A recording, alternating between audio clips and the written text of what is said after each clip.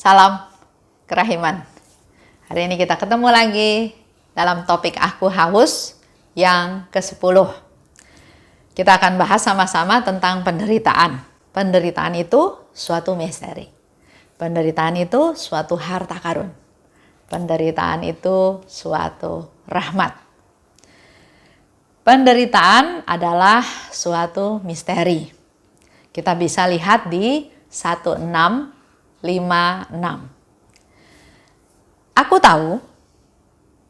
Aku tidak tahu bagaimana melukiskan semua yang aku derita. Ini sharing Suster Faustina ya. Dia katakan aku nggak tahu gimana men-sharingkan, menceritakan, melukiskan apa yang dia derita. Karena itu yang telah kutulis hanyalah satu titik kecil. Jadi apa yang Bapak Ibu baca dari diary Faustina ini, dia katakan penderitaan-penderitaan yang dia alami itu hanya satu titik kecil. Jadi di balik itu, di balik kenyataan itu dia masih mengalami banyak penderitaan. Ada saat-saat penderitaan sungguh-sungguh tidak dapat kulukis. Begitu mengerikan, begitu menyakitkan sampai dia bilang ada saat-saatnya dia nggak bisa melukiskannya, dia nggak bisa menuliskannya. Contoh ya, misalnya saya menulis ya, saya sakit perut. Orang yang baca, oh Esther sakit perut.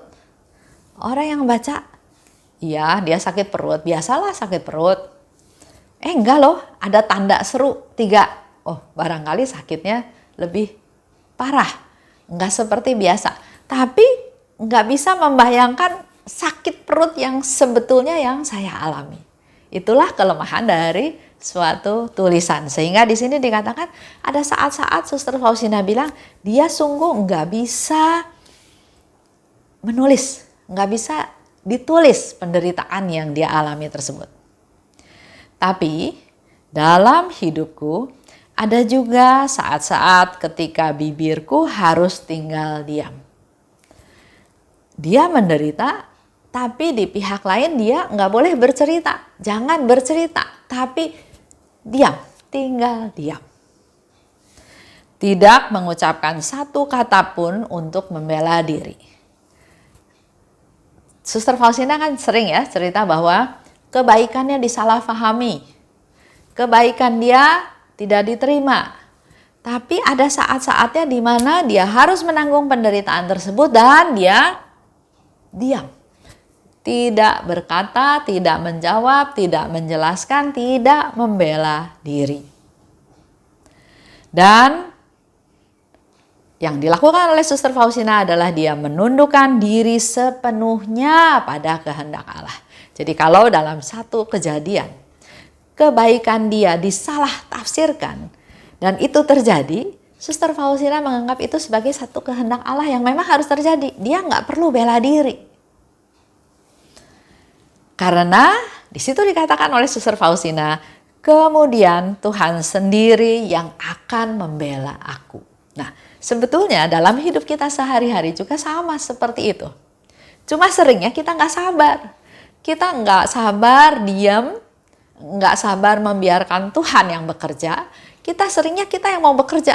Kita dengan kemampuan kita, dengan daya pikir kita, dengan kecerdasan kita, kita berusaha mengatasi masalah-masalah tersebut. Padahal di sini Suster Faustina bilang dia terima, dia diam, tidak membela diri, tapi dia punya satu keyakinan, Tuhan sendiri yang membela aku. Biarkan Tuhan yang membela kita.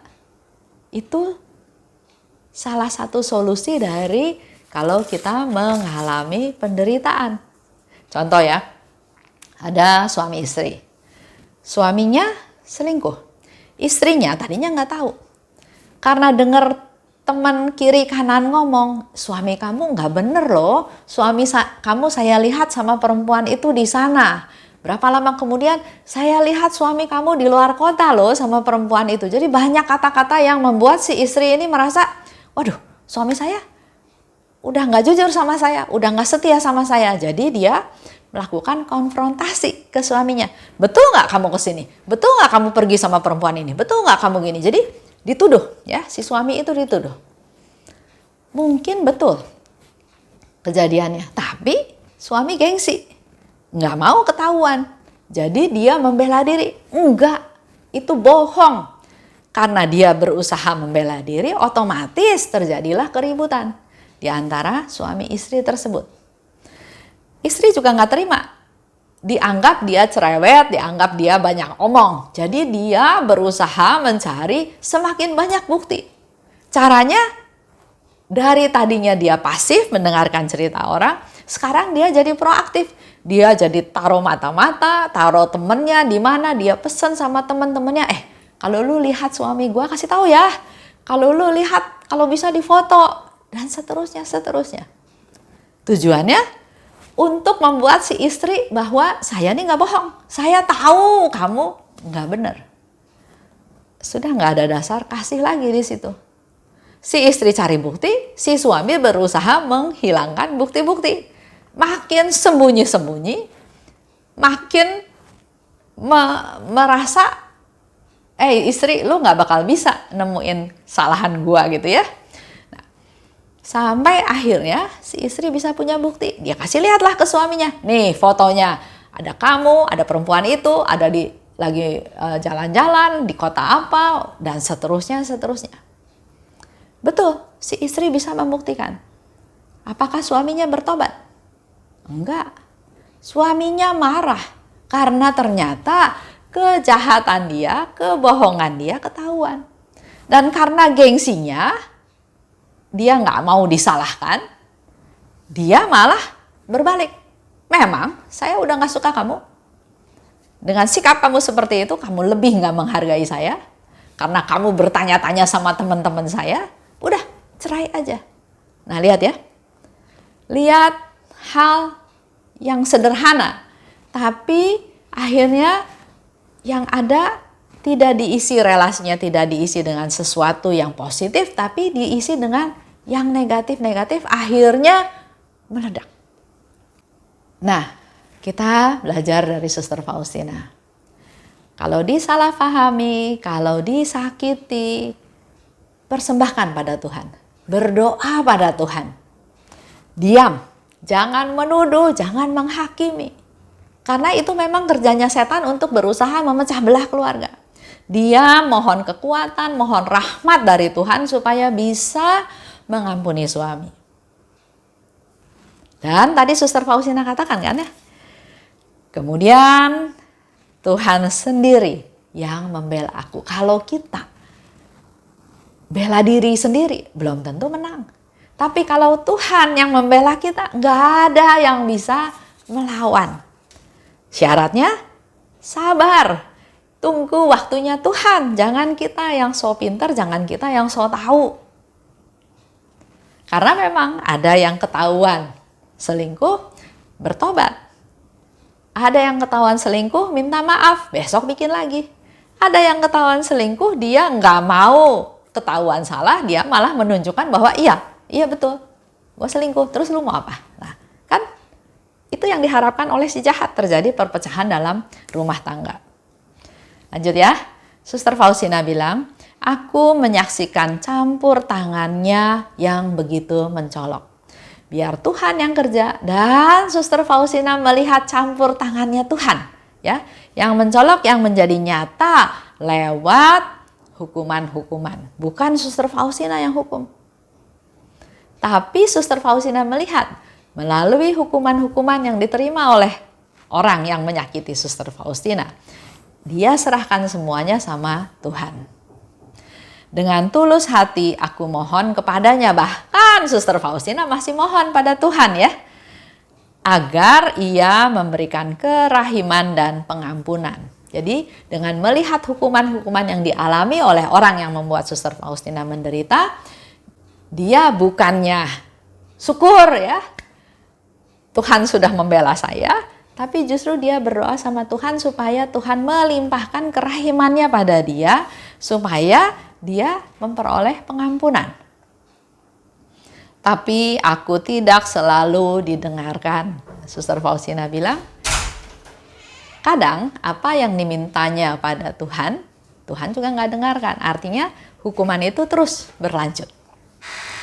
Tuhan bertindak terhadap aku dengan cara yang misterius.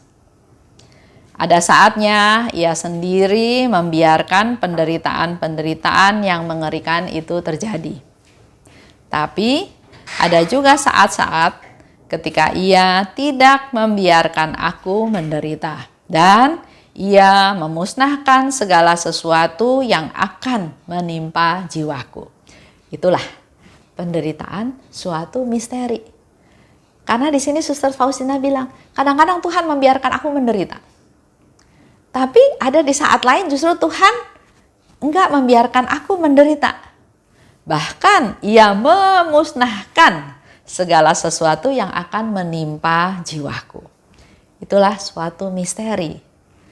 Jadi kalau kita alami hal yang sama juga mari belajar dari Suster Faustina untuk terima, belajar menerima. Jangan tanya why, kenapa Tuhan, kenapa Tuhan? Karena mungkin tidak ada jawabannya.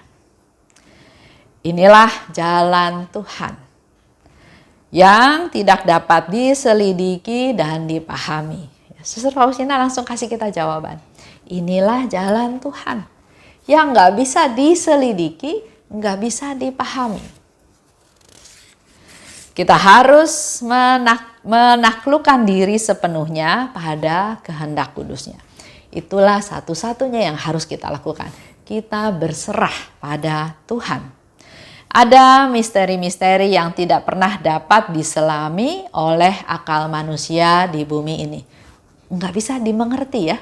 Contoh ya, baru beberapa hari yang lalu. Saya dengar satu cerita di mana ada seorang ibu muda, kayaknya dia sedang olahraga pagi ya, di kompleks rumahnya. Tanpa dia sadari pasti ya, tiba-tiba dia ketabrak motor yang ngebut. Dan meninggal. Ya itulah suatu kehidupan ya, suatu misteri yang sama sekali nggak bisa kita duga. Ada misteri-misteri yang tidak pernah dapat diselami oleh akal manusia kita. Selama di bumi ini. Dia lari pagi, dia cari sehat.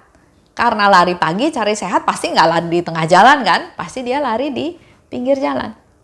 Tapi nggak tahu gimana ceritanya dia bisa ketabrak motor dan meninggal. Bukan mobil loh, motor. Ya. Tabrak motor dan meninggal.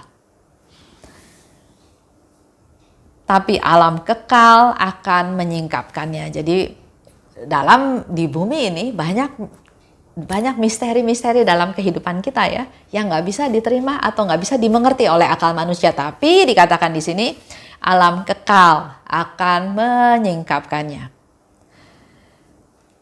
Penderitaan juga tadi kita bahas ya tentang penderitaan adalah suatu misteri. Tapi penderitaan juga bisa dianggap sebagai sesuatu harta karun. Suatu ukuran tentang cinta sejati yang mengungkapkan nilai sebenarnya dari penderitaan tersebut. Dengan menderita, tadi dikatakan kita jadi tahu itu sebagai suatu harta karun. Dalam penderitaan kita lebih tahu siapa teman, siapa sahabat, siapa bukan. Kalau lagi senang-senang nggak ada yang tahu. Semua teman baik, semua teman sahabat kelihatannya ya. Tapi pada waktu kita menderita, kita bisa mendapatkan harta karun karena kita bisa tahu siapa teman sejati kita. Kita lihat ya di 342. Di sana jelas Suster Faustina bilang, penderitaan adalah harta terbesar di bumi ini. Penderitaan adalah harta terbesar di bumi ini.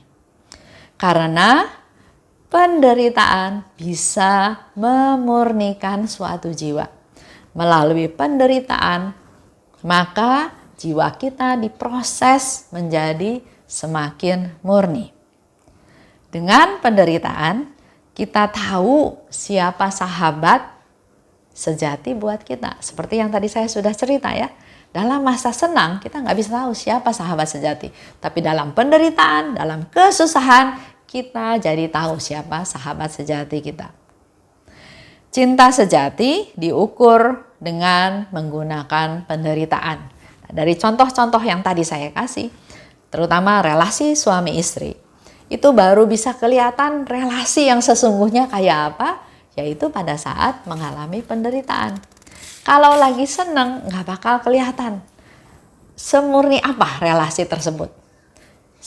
Seperti yang sering saya lakukan atau sering yang saya beri contoh, suami istri hidup senang, hidup bahagia, berkecukupan. Begitu suaminya jatuh, begitu suaminya masuk penjara karena masalah ya, apakah si istri ini setia? Atau dia pikir saya masih muda, kenapa saya harus ngarepin suami saya yang di penjara 10 tahun? Lebih baik saya cari orang lain. Nah, di situ kelihatan cintanya sampai mana. Tapi kita lihat lagi, ada pasangan suami istri. Suaminya punya posisi bagus, kaya, cakep juga.